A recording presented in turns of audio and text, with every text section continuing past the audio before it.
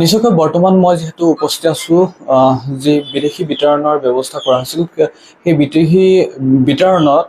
এগৰাকী ব্যক্তিৰ নাম যিহেতু চৰ্চাত আছিল আৰু ইতিমধ্যে আমি বাতৰি সম্প্ৰচাৰ কৰিছিলোঁ তেখেত হৈছে খাইৰুল ইছলাম মৰিগাঁৱৰ যি খান্দাপুখুৰী অঞ্চল বিশেষতা আৰক্ষী থানাৰ অন্তৰ্গত খান্দাপুখুৰী অঞ্চলৰ এগৰাকী শিক্ষক আৰু তেওঁক যিহেলৈ স্বগৃহলৈ প্ৰেৰণ কৰা হ'ব বুলি এক খবৰ প্ৰকাশ কৰিছিল আৰু আমি প্ৰতিবিম্ব লাইভ সেই বাতৰি আমি সম্প্ৰচাৰ কৰিছিলোঁ আৰু আজি কিছুদিন পূৰ্বে সেই বাতৰি সম্প্ৰচাৰ হোৱাৰ পাছতে আমি তেখেতৰ বাসগৃহলৈ আহি পৰিয়ালবৰ্গৰ সৈতে কথা পাতিবলৈ যত্ন কৰিছিলোঁ কিন্তু তেওঁ সেই সময়ত উপস্থিত নাছিল যিহেতু যোৱাকালি নিশা তেওঁ স্বগৃহত আহি উপস্থিত হৈছেহি ঈদৰ প্ৰাকখনত যিহেতু তেওঁ উপস্থিত হৈছেহি তেওঁৰ পৰা কিছু কথা আমি বিতংভাৱে জানিবলৈ যত্ন কৰিম কি ক'ব কিমান দিন ৰখা হৈছিল কোনদিনা লৈ যোৱা হৈছিল মোৰ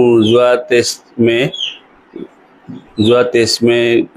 মিকিভেটা থানাত মোক লৈ গৈছে বৰ্ডাৰ হেৰি আহি তাৰপিছত ৰাতিটো মোক মিকিভেটা থানাত ৰাখিছে পিছদিনাখন 11:30মান বজাত SP অফিচত লৈ গৈছে SP অফিচৰ পৰা মোক আকৌ প্ৰেৰণ কৰিছে মাটিয়া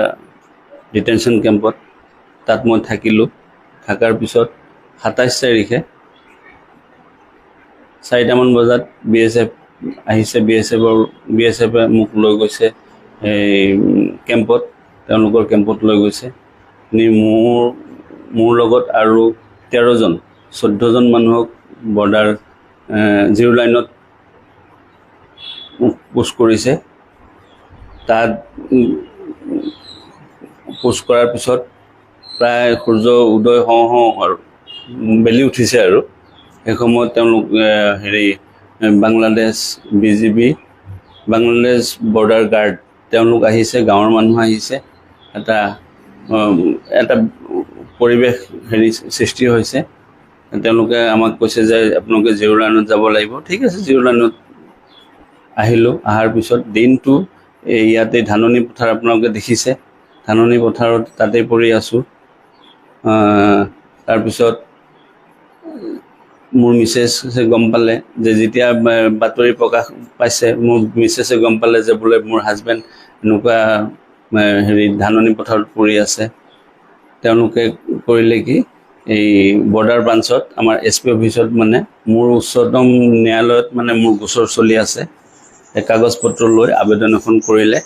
সেই আবেদনখনৰ জৰিয়তে আবেদনখনৰ মৰ্মে মই আকৌ নিজৰ স্বগৃহলৈ ঘূৰি আহিবৰ কাৰণে সুবিধা পালোঁ এই যিটো সময়ত আপোনালোকক আচলতে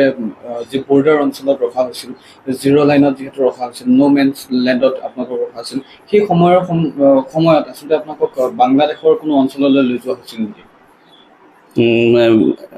প্ৰথমটো তেওঁলোকে লগ পোৱা নাছিলে তেওঁলোক যেতিয়া আমাক পালে পোৱাৰ পিছৰ পৰা আমাক আৰু সিফালে যাব দিয়া নাই তেওঁলোকেও আমাৰ লগত দিনটো আছে গধূলাৰ আগে তেওঁলোকে আমাক লৈ গৈছে তেওঁলোকৰ কেম্পলৈ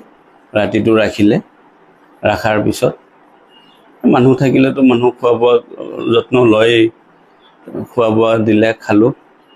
তাৰপিছত তেওঁলোকে আনি BSFক দিলে BSFে আমাৰ অসম পুলিচক দিলে আমাৰ SP অফিচত ছাৰহঁত যোগাযোগত আছিলে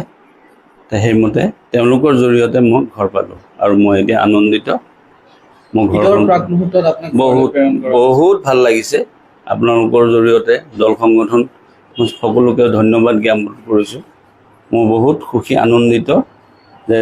অহাকালি ঈদ আজি মই ঘৰত আছোঁ ইয়াতকৈ আৰু সুখৰ কথা মই ভাবোঁ যে আকৌ হ'ব নোৱাৰে তে ভৱিষ্যত যাতে মোৰ পৰিয়ালটো স্বাধীন হৈ থাকিব পাৰে মই এজন ইণ্ডিয়ান মই ভাৰতীয় মই তাতো কৈছোঁ এবাৰ নহয় 100 বাৰ কৈছোঁ মই ভাৰতীয় মোৰ গামোচাখন মোৰ ডিঙিতে আছিলে আপোনালোকে দেখিছে সেইমতে মোৰ কেছ চলি আছে মই কেছত মই ন্যায় পাম আশা আছে মোৰ উচ্চতম ন্যায়ালয়ে মোক ন্যায় দিব অসম চৰকাৰক মই অনুৰোধ কৰিছোঁ যাতে মোৰ ভৱিষ্যত ভাল হয় নিশ্চয়কৈ আচলতে এনেদৰে শিহৰণকাৰী তেওঁ বৰ্ণনা আগবঢ়াইছে যে যিটো সময়ত তেওঁলোকক সীমা অঞ্চলত সীমান্তৰ অঞ্চলত ৰখা হৈছিল সেই সময়ত যথেষ্ট সংখ্যক আচলতে তেওঁলোকে যি দৃশ্য দেখিবলৈ পাইছিল সেই দৃশ্যৰ শিহৰণকাৰী তেওঁ ইতিমধ্যে বৰ্ণনা কৰিছে প্ৰখৰ ৰ'দত তেওঁলোক থাকিবলগীয়া হৈছিল আৰু তেওঁ ইতিমধ্যে উল্লেখ কৰিছে যে বিজেপিয়ে হওক বা ভাৰতীয় যি BSF বৰ্ডাৰ চিকিউৰিটি ফ'ৰ্চে হওক তেওঁলোকক যথেষ্টখিনি সহায় সহযোগ আগবঢ়োৱাও তেওঁলোকে ইতিমধ্যে উল্লেখ কৰিছে আৰু ইতিমধ্যে আপোনালোকে জানিব পাৰিছে যে যিহেতু তেওঁ স্বগৃহত ঈদৰ